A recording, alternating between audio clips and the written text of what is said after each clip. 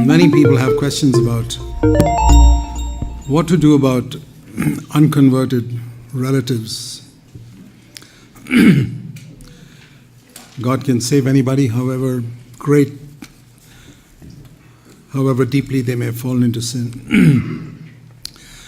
We have a big responsibility, if God has saved us, to pray for those who are in our immediate family first. If your parents are not converted, you have a responsibility to pray for them. If your children are not converted, you have a responsibility to pray for them. First in the vertical direction for our children and our parents, and then the horizontal direction for our brothers and sisters. And there are parents who have made mistakes in the way they brought up their children. They don't have to get discouraged.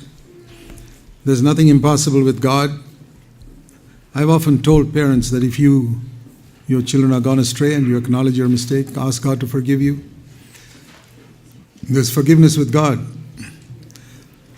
But I tell them, will you do one thing? Will you and your wife kneel down for 5 minutes every day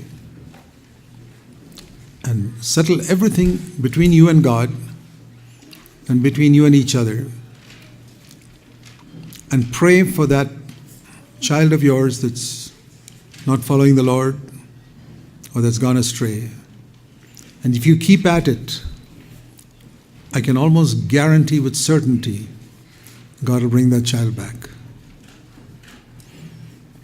But if your child is still young, you have the opportunity to live in the fear of God and bring them up right now. But there are people who have heard this message because they have not been taught in their churches the importance of bringing up their children properly. In our churches, for the last 40 years or more, in all our conferences, we have emphasized bringing up children in the fear of God. So many people in CFC churches have had that benefit from childhood, from their earliest spiritual childhood. But I think of many others who came to hear this message late in life, and by the time their children had gone astray. And I say to them, there is hope for you. As long as there's life, there's hope.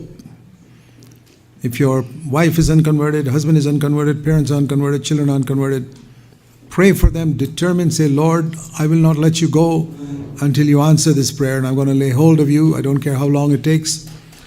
You know, there was a man called George Muller in England in the 1800s, very godly man who had a lot of faith. He brought up 2,000 orphans in his orphanage. He prayed for, as far as I remember, 3 people. And God laid on his heart 3 people.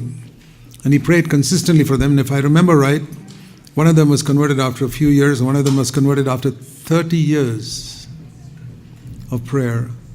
And the third one was converted after George Muller died. There was a man who believed that if God had laid 3 people on my heart, there must be a reason.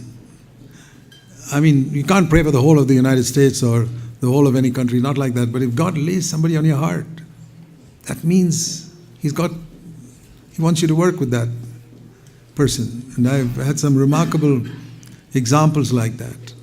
So I want to encourage all of you never to give up. Prayer accomplishes miracles. But you have to be consistent. Jesus said, man ought always to pray and never to faint. You remember the story he said about a man who went to his neighbor's house and kept on asking till he got what he wanted. That's how we have to pray. Okay, another question. How do we integrate promises of the Old